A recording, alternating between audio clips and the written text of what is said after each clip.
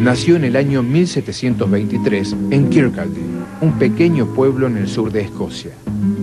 En Kirkcaldy no había actividad industrial, salvo una minúscula fábrica de alfileres. Siendo todavía un adolescente, Adam se interesó por la forma de trabajo en el taller. 30 años más tarde, sería su modelo en la riqueza de las naciones y se convertiría en la fábrica más famosa de la historia de la economía. En 1737, Adam Smith ingresó en la Universidad de Glasgow.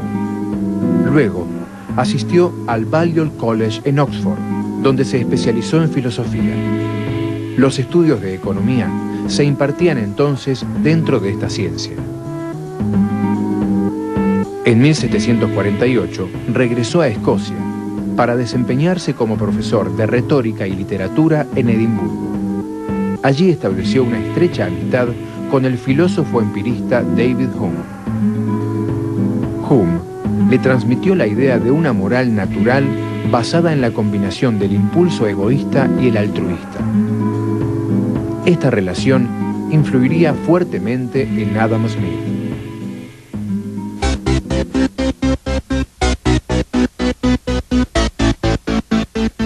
Adam Smith vivió en una época de grandes cambios políticos y económicos. El mundo occidental abandonaba la era de los señores feudales y los mercaderes para ingresar en el capitalismo industrial. Adam Smith sería el profeta de estos cambios. Dos corrientes económicas dominaban la escena europea: el mercantilismo y la fisiocracia. Desde el siglo XV, el mercantilismo había imperado en la política económica europea. La doctrina mercantilista consideraba que la base de la riqueza residía en la acumulación de oro y plata. El Estado debía intervenir para impedir que las riquezas salieran del país. Debía dictar leyes de comercio, estableciendo aranceles aduaneros y prohibiciones a la importación. El Estado también podía otorgar patentes de monopolio a personas y compañías para comercializar diversos productos. A mediados del siglo XVIII, el mercantilismo estaba llegando a su fin.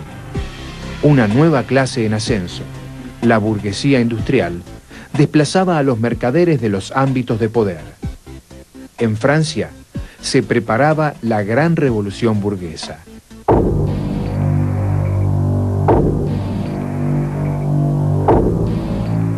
Fue allí donde surgió la primera escuela de economía, la fisiocracia. A diferencia de otros países de Europa, en los que comenzaba a predominar la producción industrial, gran parte de la vida francesa continuaba desarrollándose alrededor de la agricultura. Sus productos eran requeridos en todo el continente.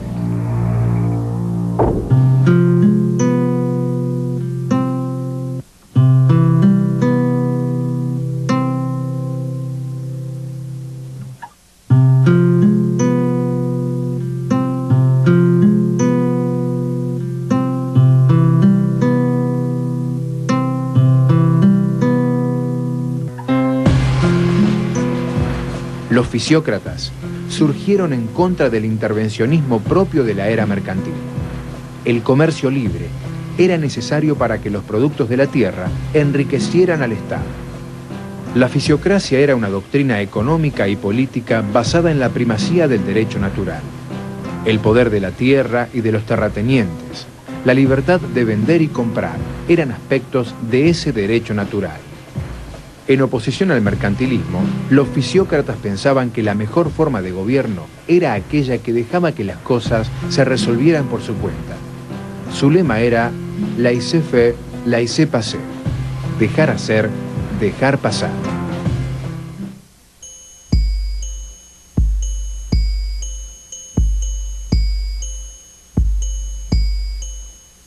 En 1765, Adam Smith conoció a dos de los más importantes fisiócratas, François Quesnay y Anne-Robert Turgot. De este encuentro nacería el interés de Smith por la economía, que por entonces comenzaba a esbozarse como ciencia. Adam Smith reconocerá el valor de esta primera teoría económica e incluso adoptará en gran medida la norma del laissez-faire. En Inglaterra y el sur de Escocia, unidas desde 1707 en un solo reino, la situación era diferente a la de Francia. Eran los comienzos de la Revolución Industrial. La máquina de vapor inventada por James Watt, amigo personal de Adam Smith, había dado el puntapié inicial. Pronto comenzaron a construirse fábricas con complejas maquinarias y se tendieron líneas de ferrocarril.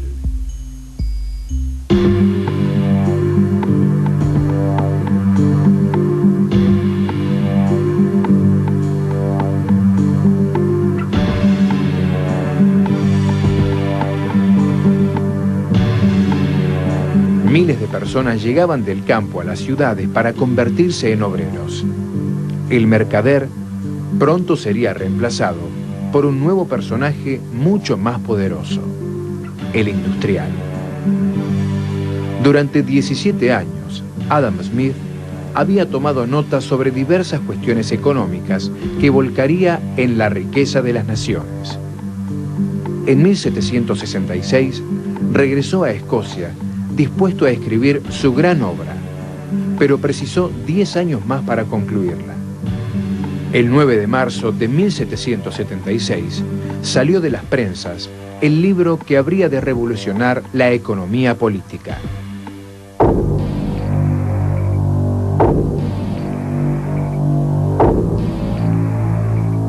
Dividido en 5 partes o libros, La riqueza de las naciones era un extenso tratado sobre economía, política y otros temas diversos. En sus páginas, Smith también describía con sentido crítico costumbres e instituciones de la época. En La riqueza de las naciones, Adam Smith se propuso develar la naturaleza del sistema económico. Su conclusión fue que estaba determinada por el interés privado de los individuos. No esperamos nuestra comida de la benevolencia del carnicero, ni del cervecero, ni del panadero. La esperamos del cuidado que ellos tienen de su propio interés. No apelamos a su sentimiento humanitario, sino a su egoísmo. Smith sostenía que, aunque no fuera intencional, el egoísmo o interés privado de las personas concluía naturalmente en el bien común. El individuo, al preferir dar apoyo a la industria del país más bien que a la extranjera, se propone únicamente buscar su propia seguridad y encaminando esa actividad de manera que sus productos puedan ser del mayor valor, busca únicamente su propia ganancia. En este, como en otros muchos casos, una mano invisible lo lleva a fomentar una finalidad que no entraba en sus propósitos. La mano invisible que guiaba a los hombres hacia el bien común se convertiría en la metáfora más famosa de la historia de la economía y en el lema del liberalismo. Adam Smith no llegó a conocer las grandes fábricas con miles de operarios y maquinaria moderna. La incipiente revolución industrial lo sorprendió con su nueva organización del trabajo. A diferencia del antiguo artesano, cada trabajador de una fábrica se especializaba en una pequeña parte del conjunto.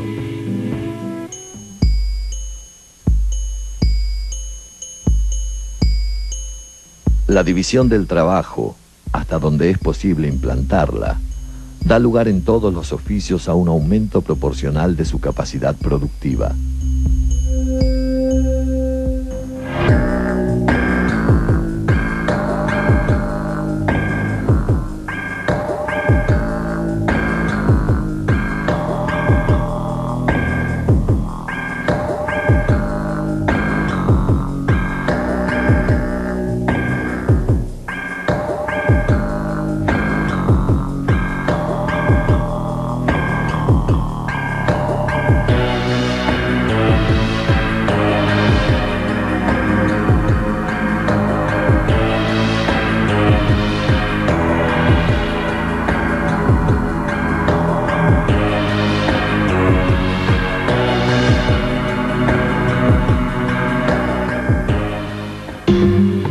La división del trabajo o especialización potenciaba el rendimiento del hombre, lo que hoy se denominaría productividad.